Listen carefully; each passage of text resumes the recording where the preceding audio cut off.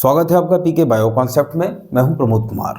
आज डिस्कस करेंगे हम रिप्लिकेशन ऑफ डीएनए, या इसे बोल सकते हैं हम डुप्लीकेशन ऑफ डीएनए। हिंदी में कहेंगे डीएनए का द्विगुणन। देखिए, जब कोई सेल माइटोसिस से डिवाइड होती है तो बनने वाली डॉटर सेल्स में डीएनए का अमाउंट पेरेंट सेल में डीएनए के अमाउंट के बराबर होता है। यानी जो पेरेंट सेल है ये डिवीज़न से पहले अपने अंदर डीएनए के अमाउंट को दोगुना करती है और डीएनए सिंथेसिस होता है सेल साइकिल की एस फेज में।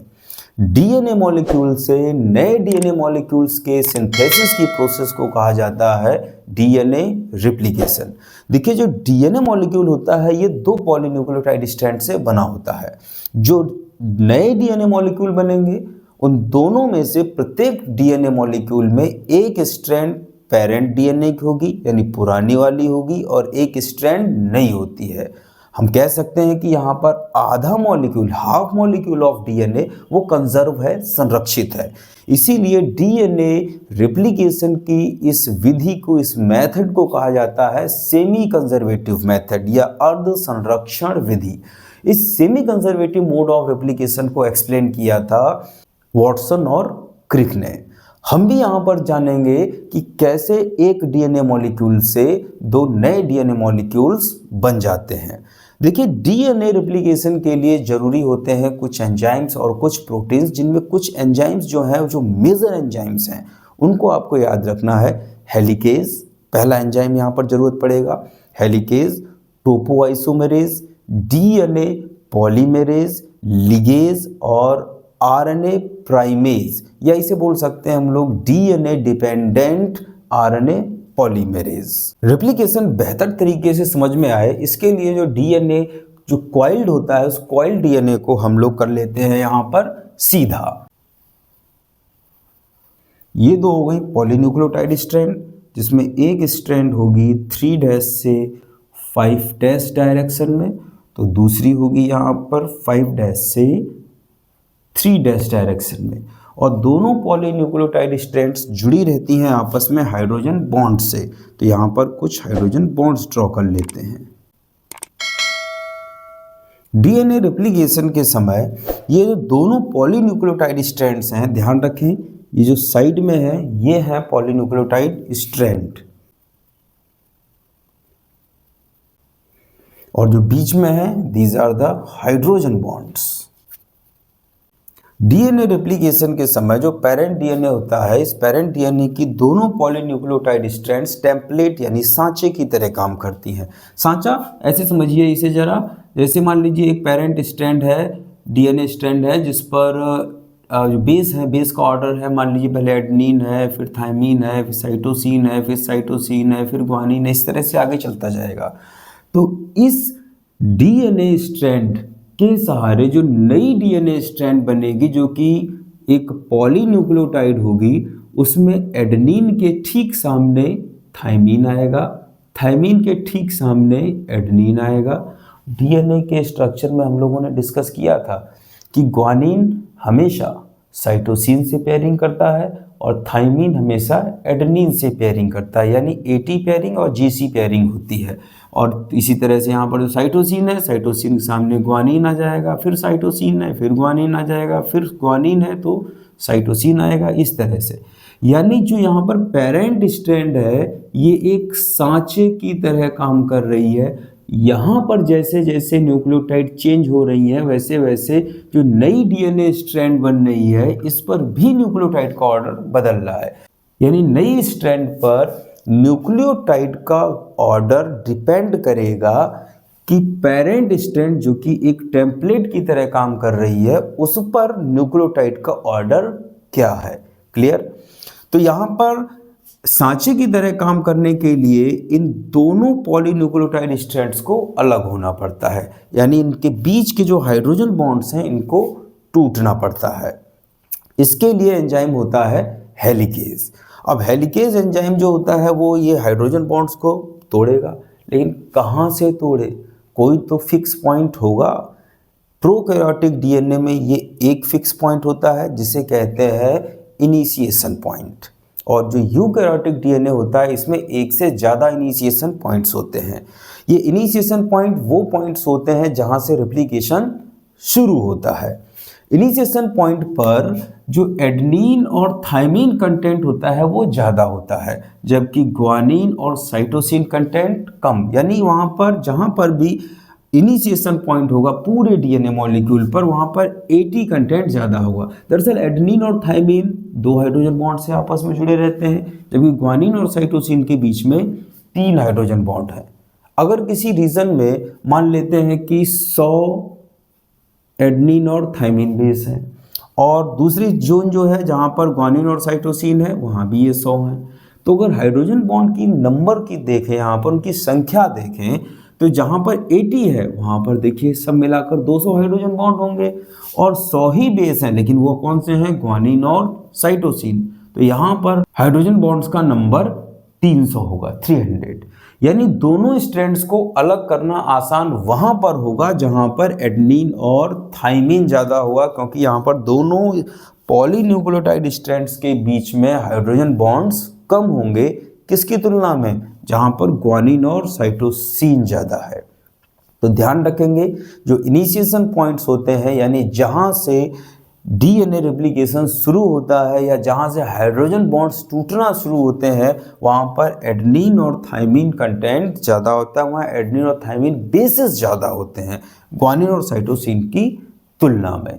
हम मानते हैं कि हमारा जो इनिशिएशन पॉइंट है वो इस पॉइंट से शुरू हो रहा है, यहीं से हेलिकेज एंजाइम यहाँ पर आकर जुड़ेगा कुछ इनिशिएशन फैक्टर्स की हेल्प से। ये जो इनिशिएशन फैक्टर्स होते हैं ये कुछ स्पेसिफिक प्रोटीन्स होती हैं जो हेलिकेज एंजाइम की हेल्प करती हैं आइडेंटिफाई करने में इनिशिएशन पॉइंट को। तो ये हम यहाँ पर एक एंजाइम ड्रॉ कर लेते हैं इस डॉट डॉट से। ये रेड डॉट्स जो हैं ये डिनोट कर रहे हैं एक एंजाइम जिसका नाम है हेलिकेज। ये हेलिकेज एंजाइम जो होता है ये हाइड्रोजन बॉन्ड्स को तोड़ता है। This is the helicase. अब ये हेलिकेज एंजाइम आगे की ओर बढ़ेगा और हाइड्रोजन बॉन्ड्स को तोड़ना शुरू करेगा, जिससे दोनों पॉलीन्यूक्लियोटाइड स्ट्रैंड्स अलग अलग होने लगेंगी, और जब अलग होंगी तो ये दोनों दूर दूर भी हो जाएंगी, कुछ इस तरह से। ये है यहाँ पर 3' एंड जो दूर हो गया है इस 5' एंड से। ये 3' है तो दूसरा वाला होगा अपना 5' और ये 5' है तो दूसरा छोर होगा यहाँ पर 3'। ये जो हेलिकेज एंजाइम है अब यहाँ पर पहुँच चुका है, ये इस पॉइंट पर। अभी आगे की तरफ हाइड्रोजन बॉन्ड्स बाकी है क्योंकि हेलिकेज अभी यहाँ पर पहुँचा नहीं है।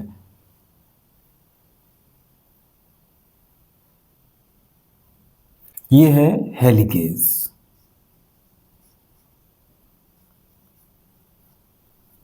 हेलिकेज एंजाइम इस पॉइंट तक पहुंच चुका है और दोनों स्ट्रैंड्स अलग हो गई हैं, लेकिन दोनों स्ट्रैंड्स में रिकॉइलिंग फिर से हो सकती है क्योंकि कंप्लीमेंट्री बेस जो है वो फिर से पेयर बना सकते हैं। एडेनिन थाइमिन से, ग्वानिन साइटोसिन से, वही तो अलग हुए हैं, तो फिर से ना इनकी पेयरिंग हो जाए, इसको रोकने के लिए एक प्रोटीन होती है हेलिक्स डिस्टेबलाइजिंग प्रोटीन। जो हेलिक्स डिस्टेबलाइजिंग प्रोटीन्स होती हैं ये रिकॉइलिंग को रोकती हैं इन अलग हुई पॉलीन्यूक्लियोटाइड स्ट्रैंड्स में। तो ये हो जाएगी हमारी हेलिक्स डिस्टेबलाइजिंग प्रोटीन। अलग अलग हो गई, लेकिन एक खतरा और है, कहीं लूपिंग ना हो जाए। लूपिंग का मतलब है यहाँ पर जैसे ये कोई एक स्ट्रैंड है, डीएनए स्ट्रैंड है, इस पर ये adenine guanine cytosine guanine cytosine cytosine guanine thymine adenine thymine कुछ भी। अब ये भी तो पॉसिबल है कि ये मुड़ जाए और ये ग्वानिन जो है वो इस साइटोसिन से, साइटोसिन इस ग्वानिन से हाइड्रोजन बॉन्ड से जुड़ जाए। तो इस सिंगल स्ट्रैंड जो है ये लूप भी बना सकती है। इस लूपिंग को रोकने के लिए प्रोटीन जो ज़रूरत होती है वो होती है single strand DNA binding protein. तो कुछ यहाँ पर single strand DNA binding proteins जो हैं उनको भी ड्रॉ कर लेते हैं कहीं कहीं पर। ये है सिंगल स्ट्रैंड बाइंडिंग प्रोटीन। ये single strand binding protein looping को रोकेंगी और हेलिक्स डिस्टेबलाइजिंग प्रोटीन दोनों स्ट्रैंड्स के बीच में हाइड्रोजन बॉन्ड्स को रोकेंगी। ध्यान दें, जो हेलिक्स डिस्टेबलाइजिंग प्रोटीन है ये दो अलग अलग पॉलीन्यूक्लियोटाइड्स के बीच में हाइड्रोजन बॉन्डिंग को रोकती है, और जो सिंगल स्ट्रैंड बाइंडिंग प्रोटीन होती है ये एक ही स्ट्रैंड के दो कंप्लीमेंट्री बेसिस के बीच में हाइड्रोजन बॉन्ड्स के फॉर्मेशन को रोकती है। तो इस तरह से ये दोनों स्ट्रैंड्स अलग हो चुकी हैं आंशिक रूप से। ये हेलिकेज अभी आगे की तरफ और बढ़ेगा, फिर और हाइड्रोजन बॉन्ड तोड़ेगा। फिलहाल अभी इन अलग हुई इतने पार्ट में जहां पर ये दोनों पॉलीन्यूक्लियोटाइड स्ट्रैंड अलग हुई, इतने पार्ट में क्या हो रहा है ये जानते हैं। यहाँ पर डीएनए के फॉर्मेशन के लिए जो एंजाइम जरूरत होता है उसका नाम है डीएनए पॉलीमरेज। देखिए, प्रोकैरियोट्स में 3 टाइप के डीएनए पॉलीमरेज होते हैं और यूकैरियोट्स में 5 टाइप के। अभी आगे डिस्कस करेंगे, अभी आप ध्यान रखेंगे डीएनए पॉलीमरेज। डीएनए पॉलीमरेज इस टेम्पलेट स्ट्रैंड, दोनों ही टेम्पलेट की तरह काम कर रही हैं, टेम्पलेट स्ट्रैंड के सहारे नई डीएनए स्ट्रैंड को सिंथेसाइज करता है। लेकिन इस डीएनए पॉलीमरेज की प्रॉब्लम है कि शुरू कहाँ से करें। डीएनए पॉलीमरेज की कुछ कंडीशन है। पहली कंडीशन तो ये है कि जो डीएनए पॉलीमरेज एंजाइम होता है ये पेरेंट स्ट्रैंड पर 3' to 5' डायरेक्शन मूव करता है, यानी 3 से 5 की ओर। ये 5 है तो इधर ऊपर की तरफ 3 है तो डायरेक्शन नीचे की तरफ रहेगी यहाँ पर। दूसरी कंडीशन कि ये नई डीएनए स्ट्रैंड के फॉर्मेशन को इनिशिएट नहीं कर पाता, उसे शुरू नहीं कर पाता। शुरू कहाँ से करें, इसके लिए जरूरी होता है प्राइमेज, या जिसे हमने बताया था डीएनए डिपेंडेंट आरएनए पॉलीमरेज। जो डीएनए डिपेंडेंट आरएनए पॉलीमरेज होता है वो इस टेम्पलेट स्ट्रैंड के 3' सिरे पर जुड़कर 5' से 3' डायरेक्शन में थोड़ा सा आरएनए बनाता है। ध्यान रखें, पहले आरएनए बनता है। आरएनए और डीएनए का बेसिक स्ट्रक्चर तो सेम ही है, न्यूक्लियोटाइड का फर्क है। जो आरएनए होता है उसमें राइबोन्यूक्लियोटाइड्स होंगी और जो डीएनए होता है उसमें डीऑक्सी राइबोन्यूक्लियोटाइड्स होंगी। तो यहाँ पर कुछ राइबोन्यूक्लियोटाइड्स आपस में जुड़कर बनाती हैं छोटा सा आरएनए, जिसे कहते हैं RNA primer. This is the RNA primer. इस आरएनए प्राइमर की डायरेक्शन 5' से 3' होती है।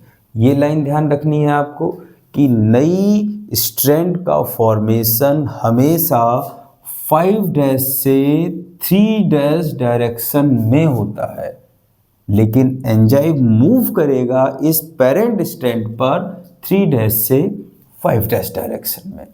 थोड़ा सा आरएनए प्राइमर बन जाने के बाद डीएनए पॉलीमरेज थर्ड।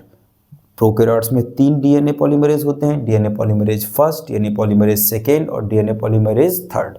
जो डीएनए पॉलीमरेज थर्ड होता है ये मेन डीएनए पॉलीमरेज होता है और यही नई डीएनए स्ट्रैंड को सिंथेसाइज करता है। जो डीएनए पॉलीमरेज फर्स्ट है वो एक्सोन्यूक्लियस की तरह काम करता है, थोड़ी देर में उसका भी काम देख लेते हैं। अब यहाँ पर जुड़ेगा डीएनए पॉलीमरेज थर्ड, ये इस तरह से, ये डीएनए पॉलीमरेज थर्ड जोड़ लिया हमने। This is the DNA polymerase third. DNA polymerase third जब जुड़ता है तो इसी आरएनए प्राइमर के आगे नया डीएनए स्ट्रैंड बनना शुरू हो जाता है। अभी यहाँ तक पहुँचा, थोड़ा सा ये और आगे बढ़ेगा तो और लंबा हो जाएगा, और आगे बढ़ेगा थोड़ा और लंबा हो जाएगा। हेलिकेज एंजाइम हाइड्रोजन बॉन्ड्स को तोड़ता जाएगा, डीएनए पॉलीमरेज थर्ड आगे की तरफ बढ़ता जाएगा और नई DNA strand, this is the new DNA strand, ये लंबी होती चली जाएगी। दूसरी स्ट्रैंड के सहारे देखते हैं। देखिए, एक बार में एक ही झटके में तो इतना खुल नहीं गया। पहले मानते हैं हेलिकेज एंजाइम ने इतना डीएनए ओपन किया, यानी इतने भाग में हाइड्रोजन बॉन्ड्स तोड़े। तो देखिए 5' नीचे है, 3' ऊपर है, तो यहाँ पर जो आरएनए प्राइमर है जो कि प्राइमेज एंजाइम से बना था वो इस तरह से बनेगा। थोड़ा सा डायरेक्शन वही 5' से 3', नई स्ट्रैंड 5' से 3' डायरेक्शन में ही बननी है। फिर यहाँ पर डीएनए पॉलीमरेज थर्ड आया और डीएनए पॉलीमरेज थर्ड ने इसके सहारे थोड़ा सा डीएनए बनाया, तब तक ये खत्म। ये है 5' से 3' डायरेक्शन में, this is the new DNA strand. और जो ग्रीन कलर से बनाया है यहाँ पर वो है आरएनए प्राइमर। फिर थोड़ा और खुल गया, जब थोड़ा और खुल गया फिर आरएनए प्राइमर पीछे ही बना, क्योंकि आरएनए प्राइमर तो 5' से 3' डायरेक्शन में बनना है, लेकिन ये जो पेरेंट स्ट्रैंड है इसका 3' सिरा ऊपर की तरफ है, तो ये 5' से 3' डायरेक्शन में थोड़ा सा आरएनए, फिर आरएनए पॉलीमरेज, और उस आरएनए पॉलीमरेज ने बनाया डीएनए, वो भी 5' से 3' डायरेक्शन में। यहाँ पर अगर दोनों स्ट्रैंड को हम कंपेयर करें तो ये हेलिकेज जैसे जैसे हाइड्रोजन बॉन्ड को खोलता जाएगा, इन्हें तोड़ता जाएगा, दोनों स्ट्रैंड्स अलग होती जाएंगी, एक स्ट्रैंड तो लगातार बनती जा रही है।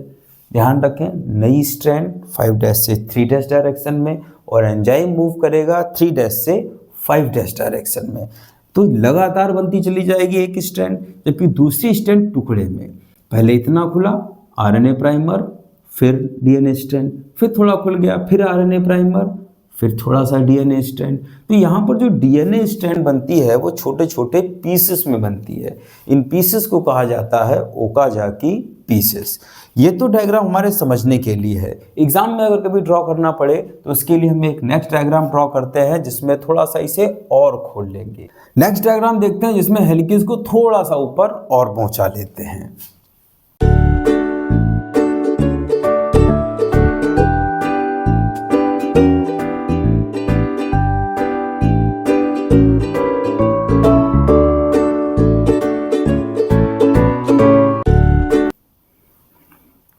यहाँ पर शुरुआत में थोड़ा सा पहले आरएनए प्राइमर बना था, this is the RNA primer, जिसकी डायरेक्शन होगी 5' से 3' में, और इसके आगे डीएनए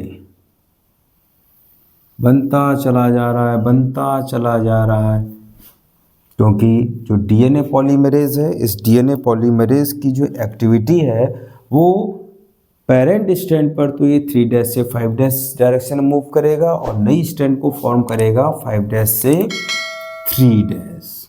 तो ये यहाँ पर हम पहुँचा देते हैं ये डीएनए पॉलीमरेज थर्ड।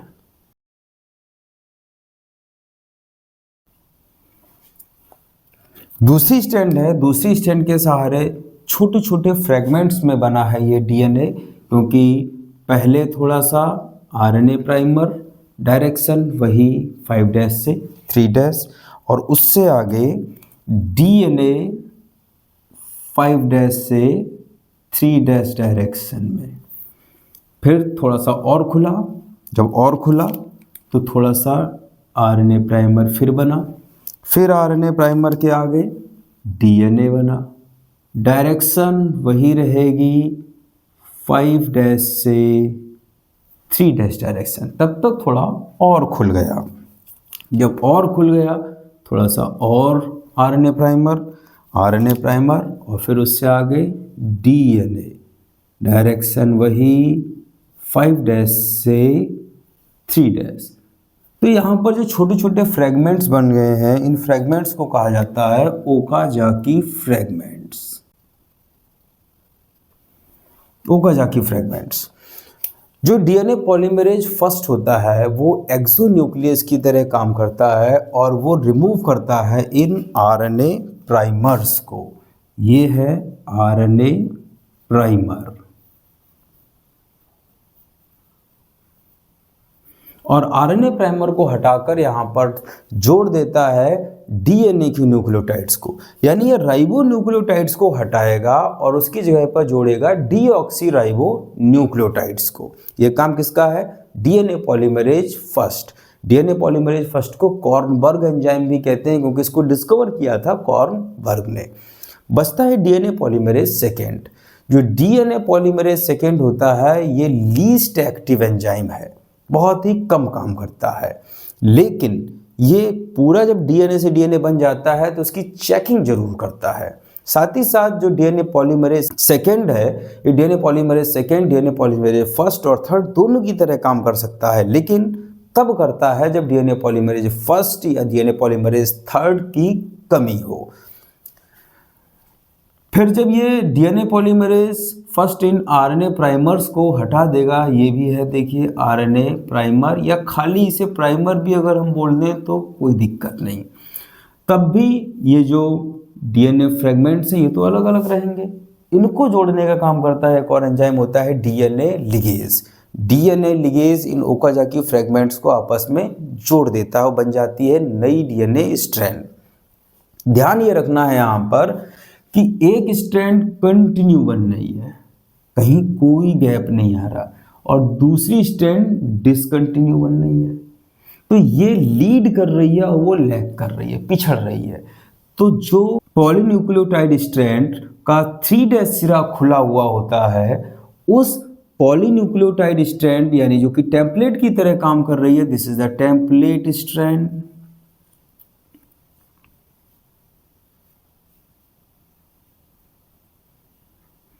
इस टेम्पलेट स्ट्रैंड के सहारे जो नई डीएनए स्ट्रैंड बनती है, ये डीएनए स्ट्रैंड कहलाती है लीडिंग स्ट्रैंड, क्योंकि ये लीड कर रही है। और दूसरी स्ट्रैंड जो है, जो कि छोटे छोटे पीसेस में बन रही है, ओकाजाकी फ्रेगमेंट्स की फॉर्म में बन रही है, ये पिछड़ जाती है फॉर्मेशन में, इसे बोला जाता है लैगिंग स्ट्रैंड। लीडिंग स्ट्रैंड को कंटिन्यूअस स्ट्रैंड और लैगिंग स्ट्रैंड को डिसकंटिन्यूअस स्ट्रैंड भी कहते हैं। इस तरह से जब ये हेलिकेज पूरा पार हो जाएगा तो जो यहाँ पर डीएनए मॉलिक्यूल की पेरेंट स्ट्रैंड थी, इनके सहारे एक नई स्ट्रैंड बनी है। पुरानी स्ट्रैंड ये थी देखिए 3' to 5' डायरेक्शन में, और दूसरी स्ट्रैंड थी यहाँ पर 5' से 3' डायरेक्शन में। और इनके सहारे जो नई स्ट्रैंड बनी है, जिसमें ये है 5' से 3' डायरेक्शन में और ये है 3' to 5' डायरेक्शन में, दोनों के बीच में बन जाते हैं हाइड्रोजन बॉन्ड्स। इस तरह से हाइड्रोजन बॉन्ड्स ड्रॉ कर लेते हैं। और यहाँ पर दोनों मॉलिक्यूल्स में एक स्ट्रैंड जो है वो पेरेंट की है, this is the parental strand,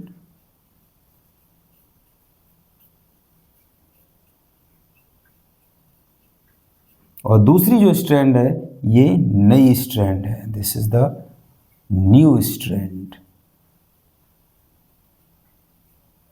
दोनों तरफ लिख देते हैं दिस पेरेंटल,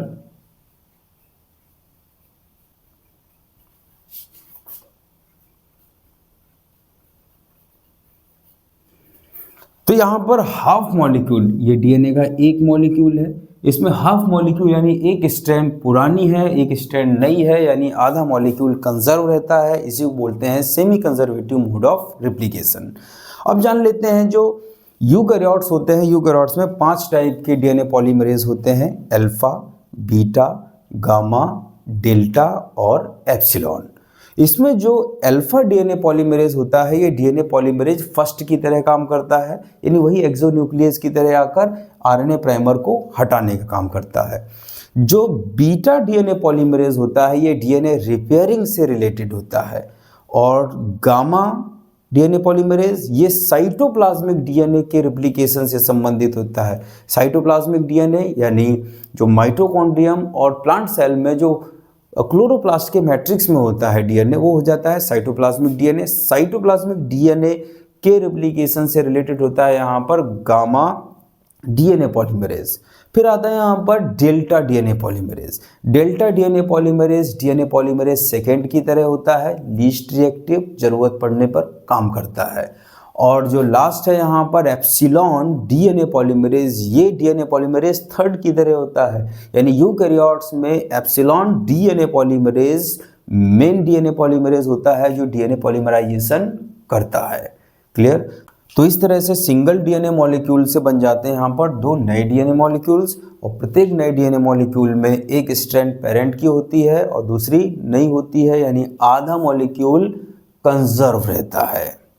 नेक्स्ट पीरियड जो होगा, उस नेक्स्ट पीरियड में हम लोग डिस्कस करेंगे कुछ एविडेंसेस जो ये प्रूफ करेंगे कि डीएनए का रेप्लिकेशन सेमी कंजर्वेटिव मोड से होता है।